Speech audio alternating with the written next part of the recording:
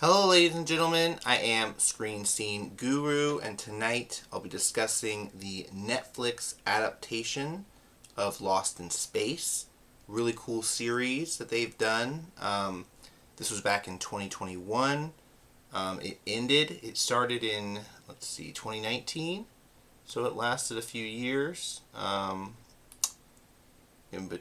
started in 2018. So 2018 to 2021, 3 seasons. Technically a mini series, if you will, because there's only 28 episodes in all. But I was a real big fan of the series. I recently wrapped it all up. But let's go into the first season real quick to catch you guys up. Impact on the way to a space colony. Crisis sends the Robinsons hurtling towards an unfamiliar planet where they struggle to survive a harrowing night. So really interesting premise. When Netflix first talked about advertising, the reboot of the show, I'm sure not a lot of people were too confident in it. It did have a very high production rate, very good visuals, so I'm a big fan of that. Love the robots design. So going into Diamonds in the Sky, another crash brings more travelers to the planet as the Robinsons work to salvage their ship with help from a mysterious new companion. So yeah, really cool premise for the show. Infestation, flashbacks reveal clues to Dr. Smith's past. Robinsons contained with a new threat as the ship's fuel supply starts dropping fast. They interfere with bugs, I believe. They're like worms that eat up their fuel, so they have to purge their systems. The Robinsons were here. Episode 4. The Robinsons make contact with another family of survivors. Will races to protect his friend after Judy learns what happens aboard the Resolute. So the Resolute was the big ship all of the Jupiter colonists arrived on, kind of like a satellite station, which was very interesting. A lot like For All Mankind. Big fan of that show. This show tried to be a For All Mankind, didn't quite get there with the storytelling, but it was interesting. So episode 5 got Transmission. As the team builds a tower to signal the Resolute, Marin investigates planetary anomaly, and Will braces for a tough conversation with his dad. Eulogy. Maeve debates whether or not to share what she saw in the sky. Dawn leads to the mission to find fuel, and the robot's presence stokes tensions within the group. So this is right around the time the other colonists discover the robot, because there was an attack on the Resolute where other machines were really ticked off that humanity stole their engine part. So that was something. Pressurized. Episode 7, Judy and Dawn race home across the desert with their precious cargo. John and Maeve are delayed due to heavy blow. Penny does her best to comfort Will. So, and then there's episode 8, Trajectory. Marnive finds a solution to the fuel issue, but putting her past into action proves provides trickier than expected. Dr. Smith realizes her cover is blown.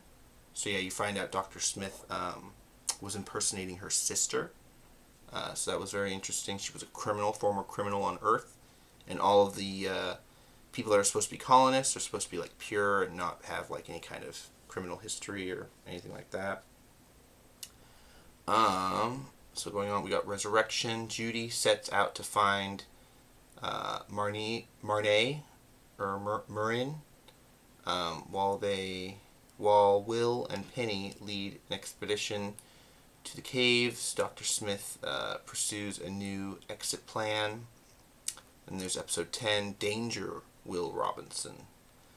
The Robinson's family scrabbles to launch from the lost planet, stage an impossible rescue and reach the Resolute before it leaves orbit for good. Unfortunately, some have other plans. So, big cliffhanger for season 1. Of course, this is all available on Netflix. Netflix original series. I heard that recently, this was in my newsletter a few weeks back, the same writing team that did Lost in Space is now going to apparently adapt the Land Before Time reboot for Netflix as well.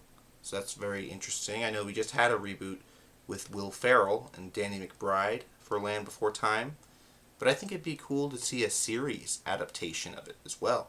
I'm hoping it's going to be, good. But going into season 2, we've got right here, shipwrecked 7 months later, marooned on a watery planet, Robinsons make a risky bid to power their Jupiter. Will vows to track down the robot. Episode 2, Penny and Marin become trapped in a mysterious metal trench. Meanwhile, Dawn falls prey to a nasty toxin. So yeah, this second season, the writing kind of got a little bit, choppier, a little hard to determine where they wanted to go. We got Scarecrow, where Will searches for clues to the robot's fate. John and Judy travel to the dusty surface of the nearby planet to help their fellow survivors. So we get introduced to a new robot that Will ends up saving. Scarecrow, it was being abused on the Resolute to fly their craft, tortured, if you will. So we got episode 5, Run. John's predicament goes from bad to worse, sending Judy on a frantic race across the planet. Penny spies on Smith with help from an old friend. So yeah, we got to see there's this weird creatures on this planet they have to run from because they're predator animals, kind of like big cats they're running from. Severed, fast-spreading containment leaves Penny, Smith, and friends stranded in tight quarters. Will and Marin set out with Elder to find the robot. Episode 7, Evolution. John recruits an unlikely partner to help hunt down the secret audio signal intercepted by the ship. Will begins to suspect Adler of hiding something. Then we get Unknown, episode 8, while Manu leads a mutiny, Hastings visits John to deliver an ultimatum. Penny tries to convince Will that his robot has changed. And then Shell Game, Will and Penny scramble to hide the robots and figure out their next move. Meanwhile, Hastings amps up his war against the Robinsons. So Hastings, we find out he was supposed to be the captain of the Resolute. He ends up in season 2. They have to look for water because they're low on resources. They find out that the engine part for their ship is alien technology. And at some point in the show, even though Hastings is helping the Robinsons, he ends up trying to leave them behind on this planet after they've gathered water for them. So he tries to mutiny, tries to abandon some of the colonists on his way to Alpha Centauri, which is not nice. It's very fucked up, if you ask me. But we've got 97, which is the last episode of season 2. The mission to save Scarecrow takes an unexpected turn, throwing the Resolute into chaos. Judy hatches a plan to get the ship to Alpha Centauri. So yeah, the season 2 finale, a little controversial, it was good, the action was good, but they said they had to send the last working Jupiter ship with the engine, the alien engine. All the children of the Jupiters had to go onto one ship, and they had to send their children to the unknown to protect them from the robots. So that was where I left off for a long time, guys. I hadn't catched up on this third season for years, but I am feeling getting into space content, new shows coming out. So I'm looking forward to that. In March, we're getting Project Hail Mary, and we're getting For All Mankind. So very interesting stuff there. So season 3 right here, we got 3 little birds a year into their mission with the children of the Resolute, Judy, Penny, and Will, scrabble to find the titanium they need to get to Alpha Centauri. So they've been mining. You find out contact. While Judy sets out to find a survivor, Penny and Will explore the mysterious tunnel. Light years away, Murin, John, and Dawn hunt for SAR's remnants. So very interesting stuff. The surviving adults have to run and hide from the robots hunting them, and they can't use technology. They have to go essentially in the dark because any signal or any use of tech, the aliens can track it. We've got the new guy. Scarecrow helps Murin and John plot an engine heist. Judy returns to the camp with new passengers. Will makes a startling discovery with an alien city. So very interesting stuff here. They go into the lore. These aliens built the robots to look like them.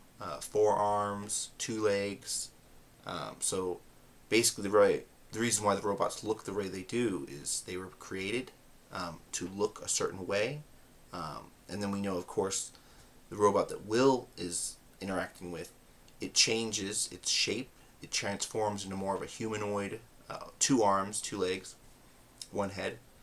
So that's very interesting stuff. And Will was able to download audio from this machine that looked very much like a piano, but it required the aliens to touch different levers, and different sounds came out.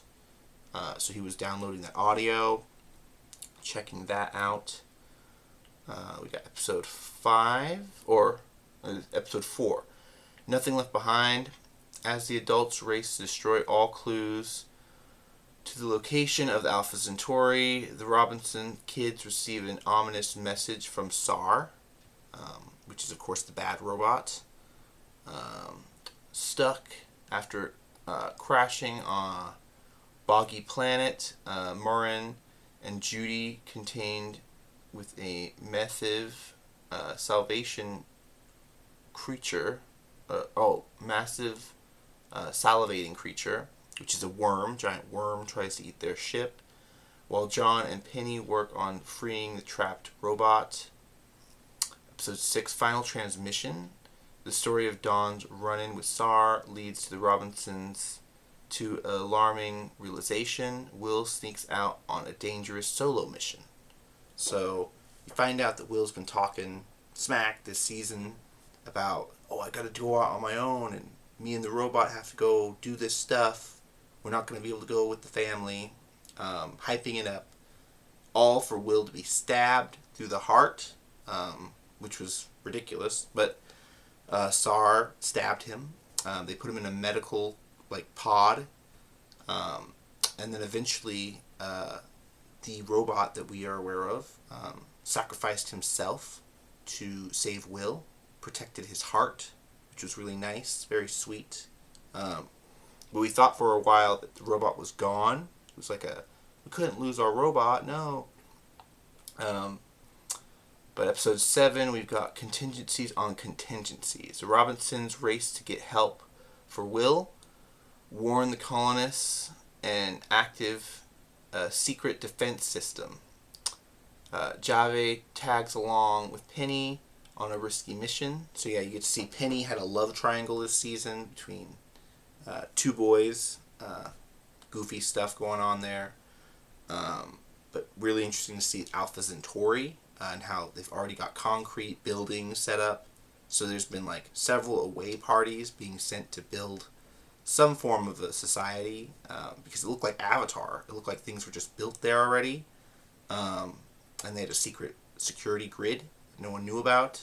So that was very interesting.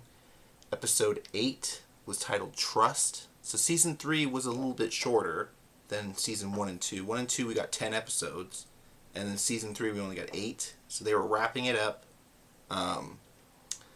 As the battle for Alpha Centauri unfolds, the Robinsons and their friends risk everything to restore peace and pave the way for a better future. So really cool. They end up discussing that Penny saves a robot, and it works for her. A lot of the children have robots that are helping them. But after the conflict with SAR, SAR is like taken over by like reprogramming. He becomes their new robot, which is pretty cool. They don't have a threat anymore. And then Will and the robot are traveling amongst the stars, finding strange new worlds. I thought it could have gotten to season 4, but Netflix described that the season was written and made for a 3-season finale. They didn't want to go on and do any more. But this was early days for Netflix, kind of. This was back when Stranger Things was getting started, so I wouldn't be too surprised if they bring it back for a special revival. Like if they did a movie, I'd watch a Lost in Space movie based off the show. That would be really cool. What do you guys think of the series? Have you watched it on Netflix? If not, check it out. It's pretty good. Like I said, 28 episodes. It'll last for a little bit of time if you're into space content, stuff coming out. I also watched the very first episode of Halo on Netflix. Not impressed. Not what I thought it was going to be. Not going to trash talk it, but I'm just going to say, based off that one episode, I get why they didn't want to renew the show at Paramount Plus. I'm surprised that Paramount put the money up to make it. And then, of course, the series is now on Netflix. There's rumor that it got a big watch along when season 1 and 2 of Halo was put on Netflix. A lot of people were hoping that because it got watched within 72 hours, they'll renew it and do a season 3. I don't think Netflix has any plans on doing season 3 of Halo. Could be wrong. I hope I'm wrong. But unfortunately, the production of that show was just really bad. It didn't look too good. Master Chief, the story was just all over the place. I haven't seen season 2. Maybe it gets better. But season 1 was rough. Very much like Lord of the Rings, Rings of Power. Season 2 is a much better improvement from season 1. But yeah, this is my review for Lost in Space. Be sure to like the video, subscribe if you haven't already, to check out further future content on the channel. I thank you very much for checking out my video. I'll see you soon with another one. Bye bye. Have a good one.